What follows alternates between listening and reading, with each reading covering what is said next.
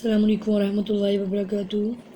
کیا حال ہے پیارے بچوں؟ ہم نے کل سبق نمبر 12 کی ریڈنگ کی تھی جانور۔ اس کے بارے میں ہم نے ریڈنگ کی تھی کہ اس میں کتنے قسم کے جانوروں کا ذکر کیا گیا اور کون سے جانور ہم گھر میں پال سکتے ہیں، کون سے جانور جنگل میں رہتے ہیں اور کون سے جانور پانی میں رہتے ہیں، اور گھر میں رہنے والے جانوروں کو پالتو جانور کہتے ہیں، اور جو جانور جنگل میں رہتے ہیں ان کو جنگلی جانور کہتے ہیں، اور جو جانور پانی میں رہتے ہیں ان کو آبی جانور کہتے ہیں۔ ٹھیک ہے، آج ہم اس کی مشق کا آغاز کریں گے۔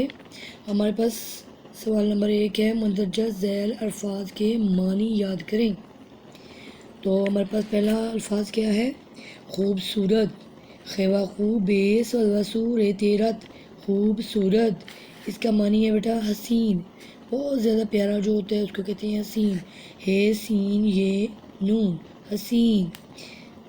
دوسرا ہے درندے، دال رے نون دال بڑھئے دے، درندے۔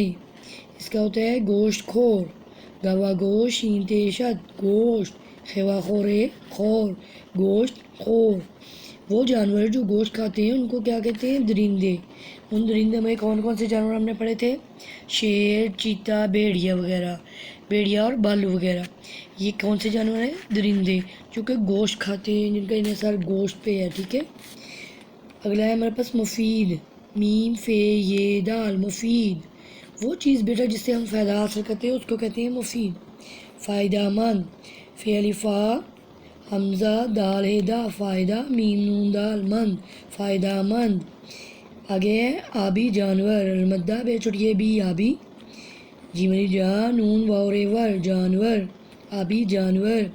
آبی جانور کون سے جانور ہوتے ہیں؟ وہ جانور جو پانی میں رہتے ہیں۔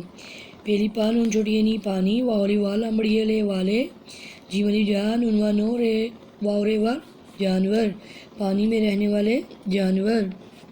ایک دفعہ پھر سے پڑھیں، جیسے یہ ہمارے پاس پانی میں رہنے والے جانور مچھلی، مگرمچھ اور کچھوا وغیرہ۔ ٹھیک ہے، ایک دفعہ پھر سے ہم اس کو پڑھتے ہیں۔ خوبصورت، حسین، درندے، گوشت خور، مفید، فائدہ مند۔ آبی جانور کون سے جانور؟ پانی میں رہنے والے جانور۔ ٹھیک ہے بیٹا، آپ نے اس کو بار بار پریکٹس کرنی ہے، اس کے جوڑ بھی بنا کے دیکھنے ہیں اور ان کے معنی بھی اچھی طرح سے یاد کرنے ہیں، اور کاپی میں لکھ کے اس کی بار بار پریکٹس کرنی ہے تاکہ آپ کے ایگزام کی تیاری ہو، اور اس کو اچھی طرح سے تیار کرنا ہے اور آپ کو ٹیسٹ میں فل مارکس مل سکیں۔ ٹھیک ہے، اپنا بہت سا خیال رکھیے گا اور سبق کو دہراتے رہیں۔